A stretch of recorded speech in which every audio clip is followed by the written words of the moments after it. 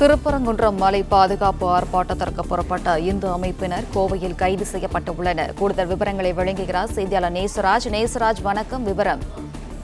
வணக்கம். கோவையிலிருந்து திருப்பரங்குன்ற செல்ல முயன்ற இந்து முன்னணியினர் தற்போது டவுன்ஹால் பகுதியில் ஆர்ப்பாட்டம், சாலை மறியல் செய்து வருகின்றனர். அவர்கள் அனைவரும் குண்டு கட்டாக தூக்கி கைது செய்யப்பட்டு வருகின்றனர். மேலும் கோவையிலிருந்து திருப்பரங்குன்றம் செல்ல திட்டமிட்டு இருந்தனர். கோணியம்மன் கோவிலில் அமர்ந்து அவர்கள் பஜனையில் ஈடுபட்டு வந்தனர். இந்த நிலையில் அந்த நிர்வாகிகள் கூறும் பொழுது, கோவிலில் மாட்டு இறைச்சி சாப்பிடுகிறார்கள், இந்து முன்னணி அங்கு யாரும் போக விடாமல் இன்று காலை வீட்டிற்குள்ளே சிறை வைக்கப்படுகிறார்கள். சாமியை நாம் காப்பாற்ற வேண்டும், அனைவரும் இந்துக்கள் தான், நம் சாமியை காப்பாற்ற வேண்டித்தான் நாம் ஆர்ப்பாட்டம் செய்ய வேண்டியுள்ளது. நாம் திருப்பரங்குன்றம் செல்லக்கூடாது என வீட்டு சிறையை காவல்துறையினர் வைத்துள்ளார்கள்.